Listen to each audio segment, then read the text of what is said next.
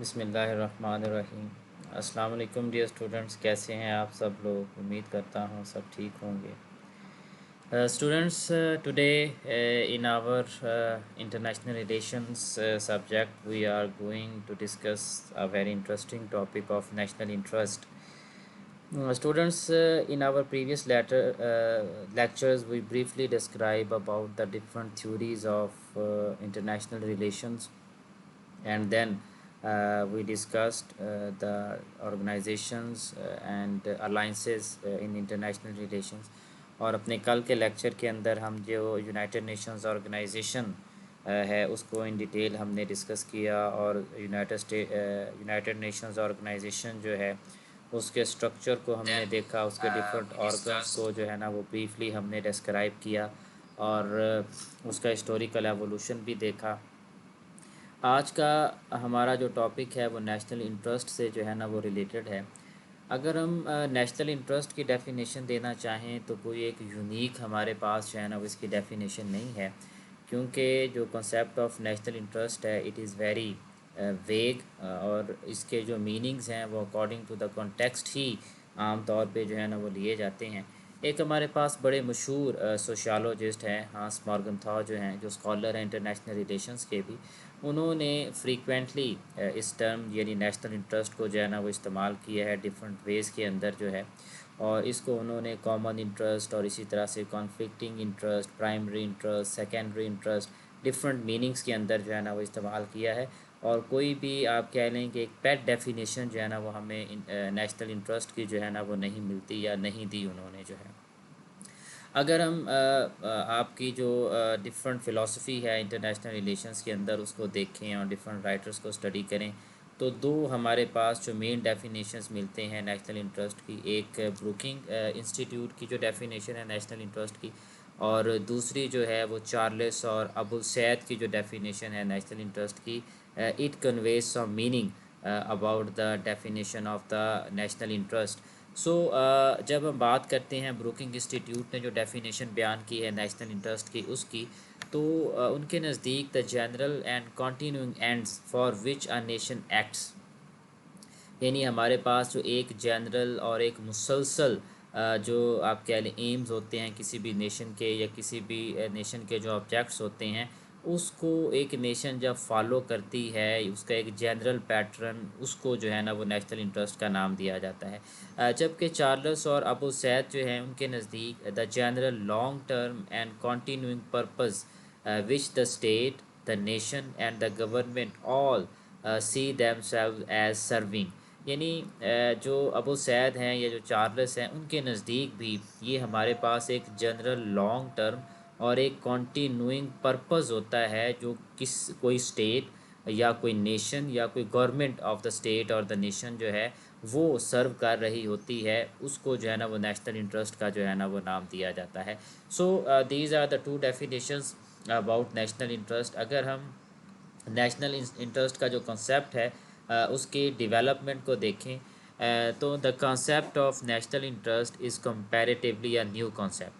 In the ancient and the medieval times, also the states pursued certain substantial interests on the basis of which their relations were conducted. हमारा जो national interest का concept है ये एक new concept है। अगरचे ancient times के अंदर या मेडिवल टाइम के अंदर जो है स्टेट्स मुख्तलिफ़ किस्म के इंटरेस्ट को जो है ना वो फॉलो करती थी जब उन्होंने एक दूसरे के साथ रिलेशनशिप्स जो है ना वो कायम करने होते थे। In the early Middle Ages, the laws of Christianity formed the basis of these relations, and the states were expected to ensure that their laws, for example, conform to these principles. However, with the emergence of the secular power, church began to be looked upon as the enemy of the national interest, and the national interest were equated uh, with the interest of the Prince of the ruling dynasty.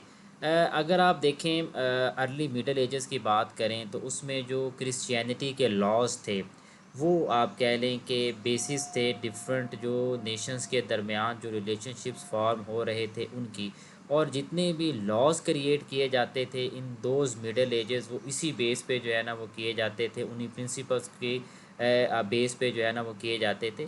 लेकिन फिर जैसे जैसे आप कह लें कि emergence हुई secular power की, और चर्च को जो है ना वो एक एनिमी के तौर पे जो है ना वो कंसिडर किया गया, और देखा गया कि अगर कोई डायनेस्टी है तो उसका जो प्रिंस है या उसका जो किंग है उसके जो इंटरेस्ट होते हैं बेसिकली वही एक नेशन के जो है ना वो इंटरेस्ट होते हैं। और जो क्रिश्चियनिटी का एक आप कह लें लॉस का कॉन्सेप्ट है उसको जो है ना वो बैक स्टेप पे जो है ना वो लेके जाया गया। At the time, the national interest meant the interest of a particular monarch in holding fast to the territories he already possessed, in extending his domains and in aggrandizement of his house. But in course of time, the popular bodies challenged the authority of the monarchs and asserted themselves. शुरू शुरू में आप कह लें कि church से जब monarch का एक सिलसिला स्टार्ट हुआ, बादशाहत का निज़ाम स्टार्ट हुआ, तो वहाँ पे जितने भी इंटरेस्ट थे किसी भी एक प्रिंस के या किसी भी एक मोनार्क के, उसी को ही समझा गया कि वही जो है ना वो एक नेशन के जो है ना वो इंटरेस्ट होंगे। और उसी को लेके ही जो है ना आप कह लें कि नेशनल इंटरेस्ट के तहत जो है ना वो डिफरेंट नेशंस के दरमियान मुख्तलिफ़ किस्म के रिलेशनशिप्स जो है ना वो कायम किए गए। लेकिन with the passage of time जब कुछ लोगों ने जो है ना वो मोनार्क की अथॉरिटी को चैलेंज करना शुरू किया, और हमारे पास एक आप कह लें कि सिस्टम मिलता है जिसको डेमोक्रेटिक स्टेट्स का जो है ना वो नाम दिया जाता है, यानी हम फ्यूडलिज्म सिस्टम से जो है ना वो मोनार्किकल सिस्टम पे आए, फिर उसके बाद हम जब डेमोक्रेटिक सिस्टम में आए तो डेमोक्रेटिक सिस्टम के अंदर हमारे पास जो नेशनल इंटरेस्ट हैं वो सारे के सारे आप कह लें कि एमर्ज होते हैं on the basis of political control of different representatives of the public. यानी जो डिफरेंट रिप्रेजेंटेटिव होते हैं पब्लिक के, जब वो अलेक्ट हो के लेजिस्लेटिव असम्बलीज़ में जाते हैं तो वो इस बात को डिसाइड करते हैं कि जो हमारा नेशनल इंटरेस्ट है वो क्या होगा, और किस तरह से हमने जो है ना वो रेस्ट ऑफ द वर्ल्ड के साथ अपने जो रिलेशनशिप्स जो है ना वो कायम करने हैं। Now we will move towards the kinds of national interest. अगर हम काइंड्स ऑफ नेशनल इंटरेस्ट की बात करें तो an examination of the various kinds of national interest will further help in clarifying the concept itself. According to Thomas W. Robinson, the national interest can be broadly classified into six categories. यानी जो Robinson हैं उनके नज़दीक, जो Thomas and Robinson हैं उनके नज़दीक जो नेशनल इंटरेस्ट है इसको ब्रॉडली सिक्स कैटेगरीज में आप डिवाइड कर सकते हो। First one is primary interest, second one is secondary interest, third one is permanent interest, fourth one is variable interest, then general interest, और उसके बाद हमारे पास specific interest आ जाता है। Now look at these different हमारे पास जो आप कह लें काइंड्स ऑफ नेशनल इंटरेस्ट हैं। सबसे पहले है हमारे पास primary interest. The primary interest of a nation include the preservation of the physical, political and cultural identity of the state against possible encroachments from outside power। जो आप कह लें कि प्राइमरी इंटरेस्ट होता है किसी भी नेशन का, उसमें सबसे जो पहला बेसिक एम होता है वो preservation of physical, political and cultural identity of the state होती है। कि जो स्टेट होती है उसकी जो जियोग्राफियाई सरहद होती है, उसका जो पॉलिटिकल सिस्टम होता है, उसका जो कल्चरल आप कह लें कि एक आस्पेक्ट होता है, उसकी जो आइडेंटिटी होती है उसको सेफ गार्ड किया जा सके, और उस नेशन को या उस स्टेट को बैरूनी हमला आवरों से जो है ना वो बचाया जा सके। This is the primary interest of a nation. These interests are permanent and the state must defend them at all cost. No compromise of these interests is possible। ये जो प्राइमरी इंटरेस्ट होते हैं ये किसी भी नेशन के prime interest होते हैं, और कोई भी गवर्नमेंट रूल कर रही हो किसी भी स्टेट के अंदर, कोई भी फॉर्म ऑफ गवर्नमेंट एग्जिस्ट कर रही हो, कोई भी नेशन अपने इन इंटरेस्ट के ऊपर जो है ना वो कंप्रोमाइज़ नहीं करती है, बल्कि इनको आप कह लें कि डू और डाई की एक सूरत हाल का जो है ना वो स्टेटस हासिल होता है। Now next one is the secondary interest. वो प्राइमरी इंटरेस्ट थे, now we will discuss about the secondary interest. The secondary interest, though less important than the first one, are quite vital to the existence of the state. These include the protection of the citizens abroad and ensuring of diplomatic immunities for the diplomatic staff. जो secondary interest होते हैं वो आप कह लें कि उतने important नहीं होते जितने हमारे प्राइमरी इंटरेस्ट होते हैं। लेकिन फिर भी ये किसी भी स्टेट की आप कह लें कि सर्वाइवल के लिए बहुत ज़्यादा इम्पॉर्टेंट होते हैं, उसकी एग्जिस्टेंस के लिए बहुत ज़्यादा इम्पॉर्टेंट होती हैं। इसमें सबसे पहला आ जाता है protection of the citizens abroad, यानी हमारे किसी भी स्टेट के जो लोग बाहर के मुल्कों में रह रहे होते हैं उनकी प्रोटेक्शन। फिर जो डिप्लोमेटिक स्टाफ आपका होता है वो दूसरे कंट्रीज़ के अंदर जो होता है उनके जो राइट्स हैं और उनकी आप कह लें जो सेफ गार्डनेस है वो एक आप कह लें प्राइम रिस्पॉन्सिबिलिटी होती है किसी भी नेशन की। तो ये सेकेंडरी इंटरेस्ट के अंदर जो है ना वो आ जाता है। Third are permanent interest. The permanent interests refer to the relatively constant and long-term interests of the state. The change in the permanent interests, if any, is rather slow. An example of this type of national interest is provided by the determination of the Britain to maintain freedom of navigation during the past few centuries for the protection of our overseas colonies and growing trade. Permanent interest जैसे इसके नाम से ही ज़ाहिर है कि ये हमारे पास long term constant जो आप कह लें इंटरेस्ट होते हैं किसी भी स्टेट के, और अगर उनमें कोई चेंज भी आती है तो वो सडन चेंज नहीं होती बल्कि with the passage of time आप कह लें एक मामूली नौयत की चेंजेस जो है ना वो आना स्टार्ट होती हैं, और एक मेजर चेंज आने में काफ़ी अरसा जो है ना वो दरकार होता है। इसकी अगर आप एग्जांपल लेना चाहें हिस्ट्री के अंदर तो आप कह लें कि जो यूनाइटेड किंगडम था या जो बरतानिया था उसने जो नेविगेशन के अंदर जो है पास्ट सेंचुरीज़ में अपनी ओवरसीज़ जो कॉलोनीज़ थी उनको प्रोटेक्ट करने के लिए जो आप कह लें कि इंटरेस्ट मेंटेन किए थे वो हमारे पास परमानेंट इंटरेस्ट जो है ना वो कहलाते हैं। And next are the variable interest. Look at it, अगर ये परमानेंट है जो लॉन्ग टर्म कांस्टेंट होते हैं तो उसके अगेंस्ट हमारे पास जो एक नेक्स्ट कॉन्सेप्ट आता है वो हमारे पास आ जाता है जिसको हम वेरिएबल इंटरेस्ट कहते हैं। The variable interests refer to those interests of a nation which a nation considers vital for national good in a given set of circumstances. In this sense, the variable interests of a state are largely determined by the cross currents of personalities, public opinion, sectional interest, partisan politics, and political and moral folkways. जो variable interest होते हैं इनमें वो interest शामिल होते हैं जो कि नेशन जो है अपने लिए आप कह लें कि एज अ होल उनको गुड जो है ना वो अंडर सम सर्कमस्टांसेस जो है ना वो कंसीडर करती है, और फिर उन इंटरेस्ट को जो है ना वो आप कह लें हासिल करने के लिए डिफरेंट जो है ना वो एफर्ट्स भी जो है ना वो की जाती हैं। इसमें आप कह सकते हो कि पब्लिक ओपिनियन अगर किसी एक सर्टन इशू के ऊपर जो है ये एक सर्टन आप कह लें कि सर्कमस्टांसेस के अंदर डेवलप होता है। फिर इसी तरह से सेक्शनल इंटरेस्ट जो होते हैं, पार्टीजन पॉलिटिक्स जो होती है, ये सारे के सारे जो है ना वो हमारे पास वेरिएबल इंटरेस्ट में आ जाते हैं। And the fifth one is the general interest of a nation. ये हमारे पास फिफ्थ काइंड आ जाती है नेशनल इंटरेस्ट की। The general interest of a nation refers to those positive conditions which apply to a large number of nations in several specified fields such as economics, trade, diplomatic intercourse. For example, it was the general national interest of Britain to maintain balance of power on the European continent.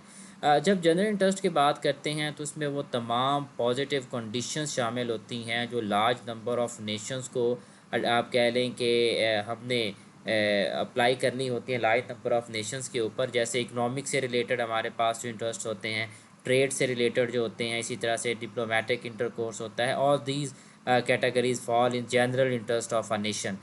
इसकी मिसाल आप जो है ना वो बरतानिया की ले सकते हैं कि किस तरह उसने यूरोप के अंदर जो है ना वो बैलेंस ऑफ पावर को जो है ना वो मेंटेन किया अपने जनरल नेशनल इंटरेस्ट को सेफ गार्ड करने के लिए। And finally we have the six category of national interest which is known as specific interest. Specific interests through the logical outworth of the general interest are defined in terms of time or space.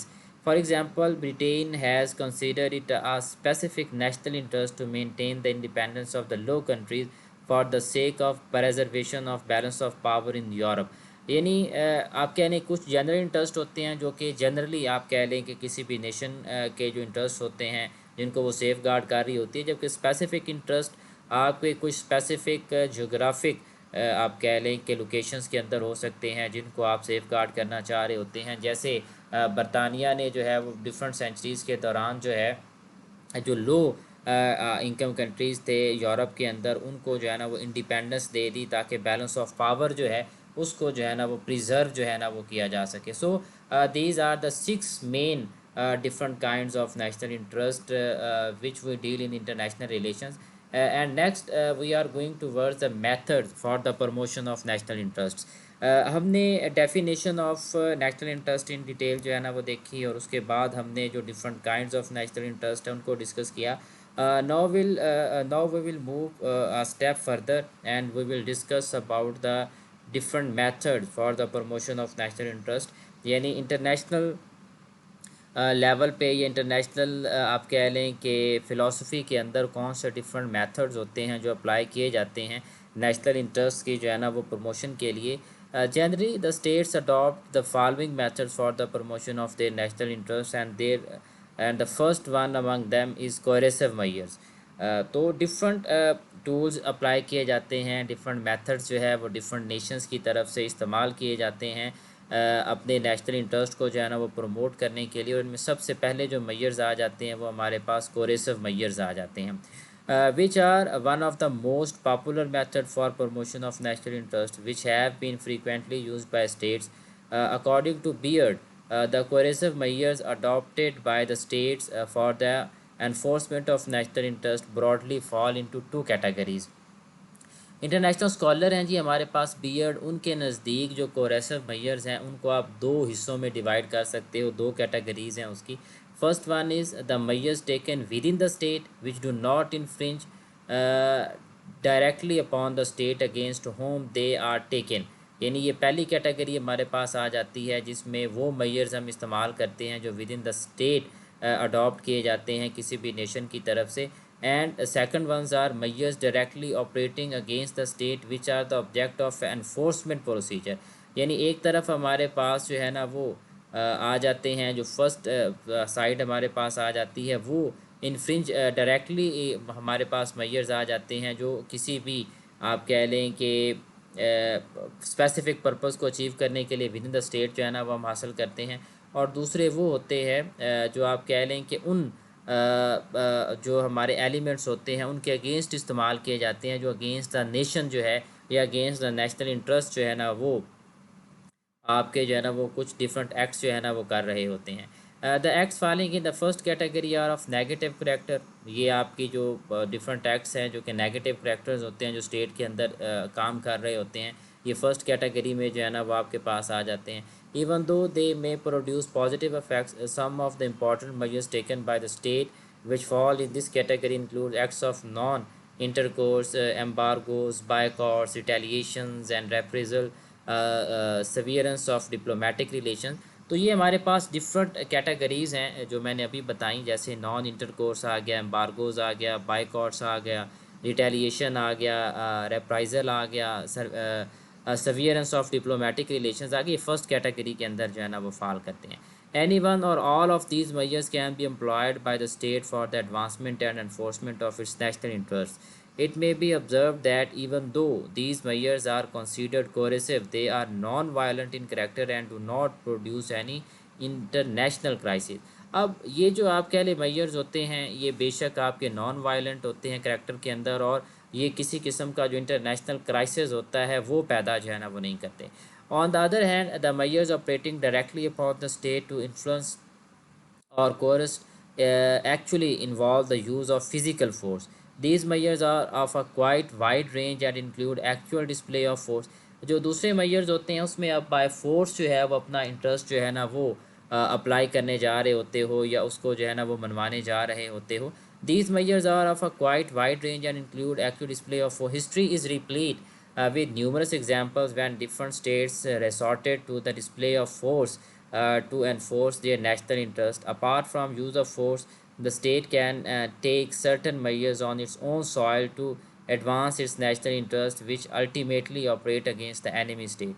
These include action like seizure and confiscation of the property of the offending state or its subjects by way of compensation in value for the wrong, suspension of the operation of the treaties, embargo of ships belonging to the offending state. ये different measures हैं जो adopt किए जाते हैं. Laying within its port, seizure of ships at sea, ये different आप कह लें कि बाय फोर्स हमारे पास मेजर्स होते हैं जो डिफरेंट नेशंस जो है ना वो अप्लाई करती हैं. जब उनके नेशनल इंटरेस्ट को जो है ना वो वायोलेट किया जा रहा होता है इंटरनेशनल लेवल के ऊपर जो है by the other countries of the world. All those methods are prima facie act of war, and the state against whom they are directed has to determine whether it wants to give the developments the shape of war or not. In extreme form, these measures can take the shape of actual bombardment of coastal areas or military occupation of an island center. आम तौर पे ये जो आपके acts होते हैं इनको वार act जो है ना वो कंसीडर किया जाता है. प्राइमा फेशी एक्ट के तहत जो है उसमें जैसे आप कह लो कि आप कोई बमबारी करते हो किसी एक सर्टन आप कह लें कि एरिया के अंदर, या आप जो है ना वो मिलिट्री ऑक्यूपेशन जो है ना वो कर लेते हो, तो इनको आप कह लें कि जंगी जराइम की सफ़ में जो है ना वो शामिल किया जाता है. And the next one are alliances. ये हमारे पास जो है ना वो नेक्स्ट एक आप कह लें कि मेथड होता है नेशनल इंटरेस्ट को प्रमोट करने के लिए. Alliances are generally concluded by two or more nations for the protection and promotion of common interest. Alliance जो है वो आम तौर पर दो या दो से ज़्यादा जो नेशंस होती हैं वो बनाती हैं, और उनका जो बेसिक एम होता है वो अपने कॉमन नेशनल इंटरेस्ट का जो है ना वो सेफ गार्ड करना होता है, या उसको जो है ना वो बचाना होता है. As a result of the alliance the protection of these common interest becomes a legal obligation which the member states are duty bound to discharge. These alliances may be concluded for the protection of a large variety of national interests, and their nature depends on the nature of the interests sought to be protected. अब ये variety of आप कह रहे interest हो सकते हैं जो कि नेशंस जो हैं वो सेफ गार्ड करना चाह रही होती हैं बाय मेकिंग अलाइंसेस. तो वो उसमें डिफरेंट अलाइंसेस होते हैं, कुछ रीजनल अलाइंसेस होते हैं, कुछ इंट्रा रीजनल अलाइंसेस होते हैं, कुछ इंटरनेशनल अलाइंसेस होते हैं, कुछ इकोनॉमिक अलाइंसेस होते हैं, कुछ सोशल अलाइंसेस होते हैं. मतलब जो इकोनॉमिक अलाइंसेस होते हैं उनका बेसिक एम जो होता है वो अपनी इकोनॉमिक्स जो सिचुएशन होती है उसको स्ट्रेंथन करना होता है. जो सोशल अलाइंसेस होते हैं उनके अंदर जो सोशल इंटरेक्शन होता है अमंग जो मेंबर स्टेट्स होती हैं उसको बेहतर बनाना होता है. तो डिफरेंट हमारे पास, जैसे हमने नेटो के बारे में पढ़ा, इसी तरह से आपका शंघाई कोऑपरेशन ऑर्गेनाइजेशन है, इसी तरह से आपका सार्क है, इसी तरह से आपका आसियान है, इसी तरह से आपका अरब लीग है, इसी तरह से ऑर्गेनाइजेशन ऑफ इस्लामिक कंट्रीज़ है. So these are the examples of different alliances जो कि इंटरनेशनल लेवल के ऊपर और रीजनल लेवल के ऊपर जो है ना वो बनाए जाते हैं. According to professor Robinson, the advantage of pursuing the national interest through alliance lies in the translation of inchoate, common or complementary interest into common policy, and in bringing the nation's power directly to bear on questions of national interest. यानी जो professor Robinson है उनके नज़दीक जो आपके alliances होते हैं उनका एक बड़ा एडवांटेज ये होता है कि आप म्यूचुअल कंसल्टेशन के तहत और अपने जितने भी आपके जो states member of the alliance होती हैं उनके साथ मिल के आप अपने नेशनल इंटरेस्ट को जो है ना वो सेफ गार्ड करते हैं, और ये एक पॉजिटिव आप कह लें कि रोल प्ले करता है आपके नेशनल इंटरेस्ट को जो है ना वो सेफ गार्ड करने के लिए. Professor Morgenthau has added the following proposition regarding the relation of alliances to national interests. First of all, the degree of generality of common interest expressed in alliances are related to the duration of alliance. Thus, the general alliance will be of short duration, while the limited alliances shall be long lasting. जो professor हांस Morgan thaw हैं इनके नज़दीक ये जो propositions होती हैं alliances से related ये नेशनल इंटरेस्ट को सेफ गार्ड करने में रोल प्ले करती हैं. इन्होंने कहा था कि वो आपके अलाइंसेस जो कि जनरल नेचर के होते हैं वो आप कह लें short run period of time के लिए आपके नेशनल इंटरेस्ट को सेफ गार्ड कर सकते हैं, लेकिन जो स्पेसिफिक या लिमिटेड अलाइंसेस होते हैं वो लॉन्ग टर्म या लॉन्ग लास्टिंग जो है ना वो होते हैं. The relative degree of privacy of national interest expressed in the alliance is inversely proportional to the power of the nation. Thus, a weak and a strong nation will enter into alliance to defend the primary and secondary interest respectively. इन्होंने कहा था कि आपकी जो relative degree होती है national interest की उसको आप कह लें कि अलाइंस के अंदर जो देखा जाता है तो वो आपकी जो पावर होती है किसी भी नेशन की उसकी इन्वर्सली प्रोपोर्शनल होती है. इसी वजह से एक जो वीक नेशन और जो स्ट्रॉन्ग नेशन जब अलाइंस बनाती हैं टू डिफेंड द प्राइमरी और सेकेंडरी इंटरेस्ट रिस्पेक्टिवली, तो वो आप कह लें कि काफ़ी हद तक एक दूसरे को जो है ना वो सपोर्ट जो है ना वो कर सकती होती हैं. The weaker partner of alliance is dependent on the stronger one and is tolerated as long as there is complete identity of interest between the two. अब अगर एक तरफ आपके पास वीकर जो है ना वो अलाइंस के अंदर स्टेट है, दूसरी तरफ स्ट्रॉन्गर या आप कह लें कि पावरफुल जो है ना वो स्टेट है, तो उनके नज़दीक जो एक आप कह लें कॉपरेशन का एलिमेंट होगा उस वक्त तक स्ट्रॉन्ग रहेगा जब तक आइडेंटिटी ऑफ इंटरेस्ट जो है वो आपके जो है ना वो पता होगा आपको कि किस किस्म के हैं। उस हद तक ही जो इन्फ्लुएंस होता है, जो वीक स्टेट्स होती हैं वो लॉन्ग स्टेट्स का जो है ना वो बियर जो है ना वो करती हैं। And the fourth one is even if an alliance is based on equality it will not succeed unless there is identity of interest।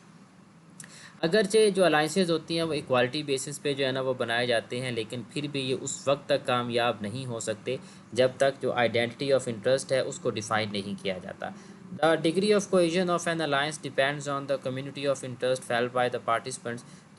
तो ये जो कोहेजन की डिग्री होती है ये उस अलायंस के ऊपर डिपेंड करती होती है जिस कम्युनिटी के लिए वो अलायंस जो है ना वो बनाया जा रहा होता है। It is not essential that every community of interest should be given the shape of an alliance because the legal ties between two nations cannot overbalance the national interest of the nation।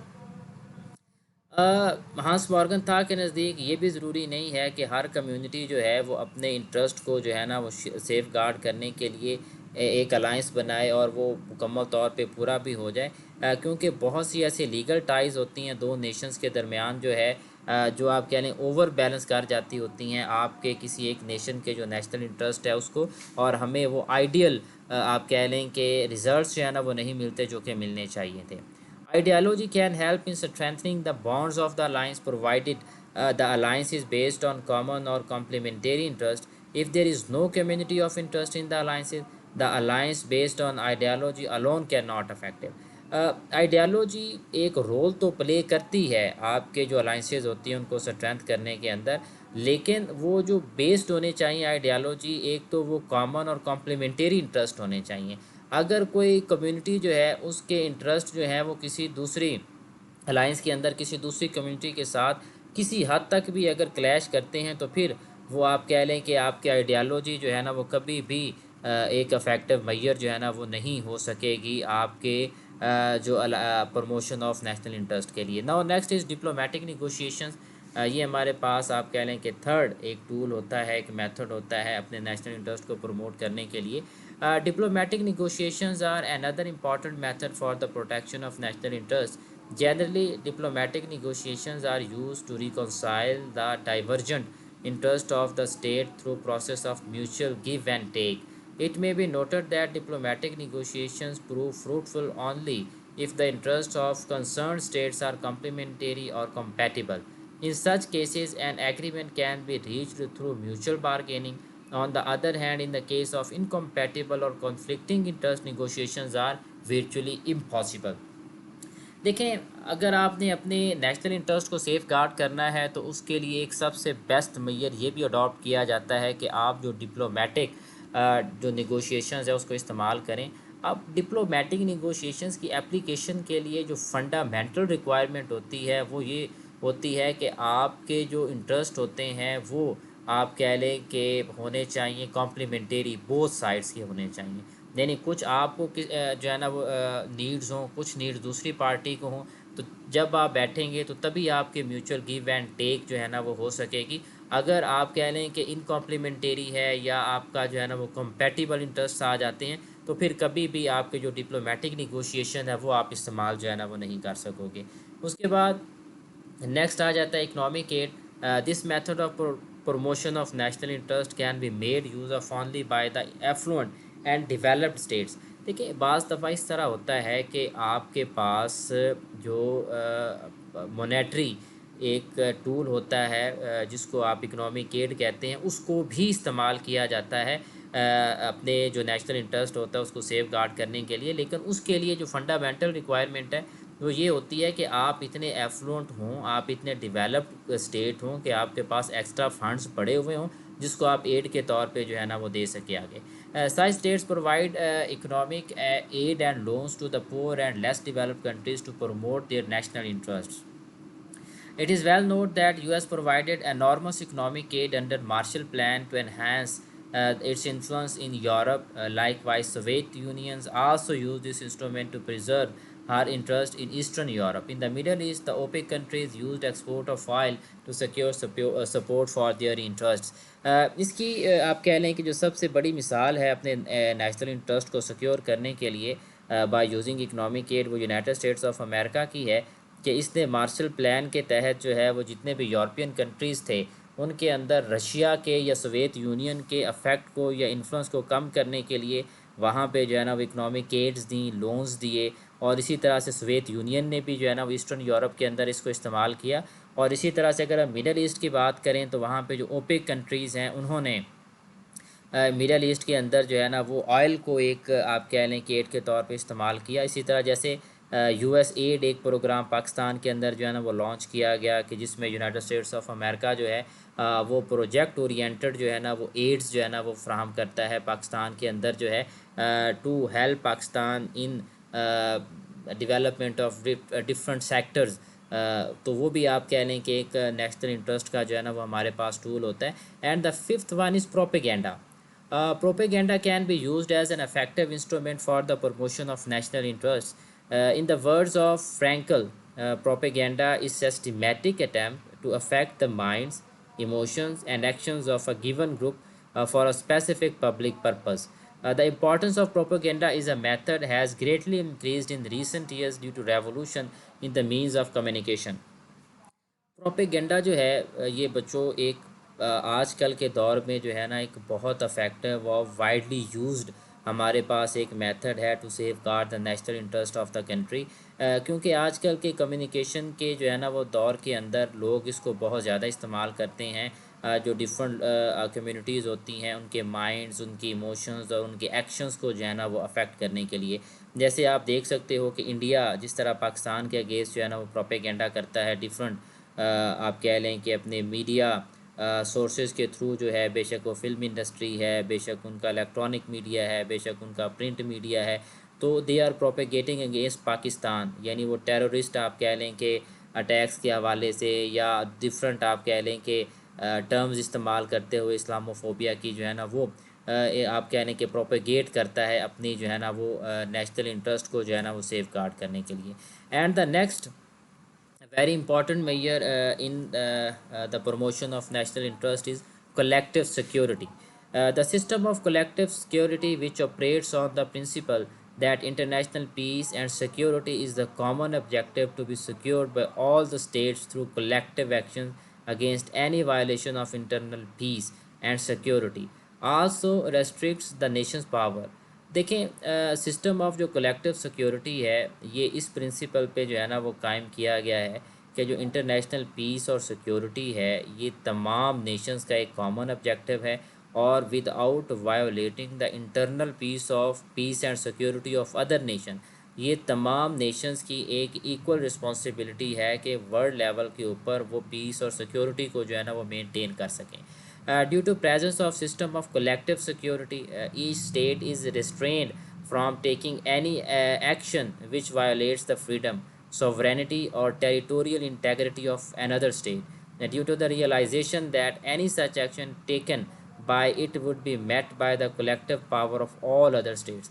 तो यहाँ पे आप कह लें कि collective security जो है वो इस हिसाब से जो है ना वो अफेक्टिव साबित हो सकती है कि अगर वो रेस्ट्रेन रहे जो आप कह लें कि एक नेशन है उसके फ्रीडम को, उसकी सॉवरेनिटी को, उसकी टेरिटोरियल इंटेग्रिटी को जो है ना वो अफेक्ट करने से। क्योंकि अगर ये सूरत हाल होगी तो फिर कभी भी जो नेशनल इंटरेस्ट होता है वो by using collective security measures जो है वो इस्तेमाल जो है ना वो नहीं इस्तेमाल करके जो है ना वो अचीव नहीं किया जा सकेगा।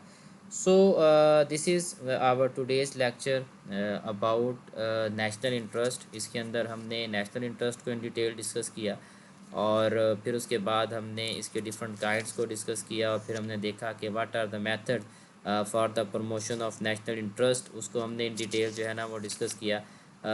इसके बाद इंशाल्लाह जो कल का हमारा एक लेक्चर होगा या टॉपिक होगा उसके अंदर हम जो कोल्ड वार का एक आप कह लें कॉन्सेप्ट है या जो टॉपिक है इंटरनेशनल रिलेशंस के अंदर उसको हम जो है ना वो डिस्कस करना स्टार्ट करेंगे। उसके डिफरेंट जो पीरियड्स हैं कोल्ड वार के उसको डिस्कस करेंगे।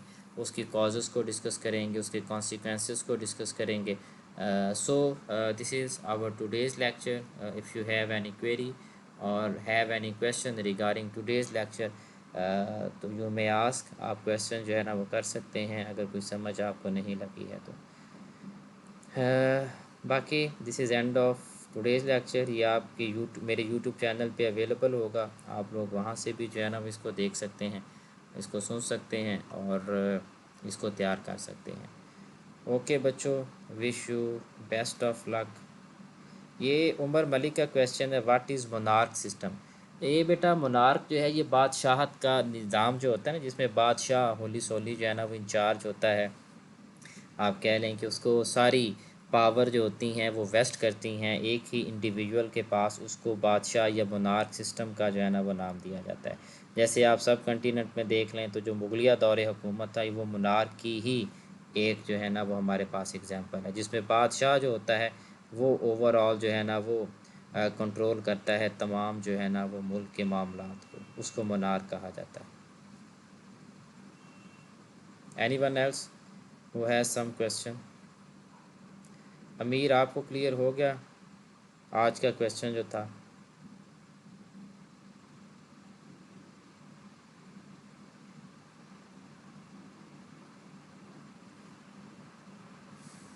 चलें, this is end of today's lecture. अगर कोई क्वेश्चन हुआ तो आप पर्सनली बाद में भी जो है ना वो जो आप कह लें कि लेक्चर होगा ना तो उसके नीचे कमेंट्स का ऑप्शन होता है. अगर आप ऑफलाइन भी हैं तो वहाँ पे आप कमेंट दे सकते हो. तो कमेंट में अगर आपको कोई क्वेश्चन है तो वो लीव करें, आई विल आंसर देयर. सो आप इसको एक दफ़ा फिर लेक्चर को सुनें. कोई क्वेश्चन हो तो उसको आप उसको राइट करें और उसको कमेंट बॉक्स के अंदर जो है ना वो पूछें तो आई विल रिस्पॉन्ड देयर.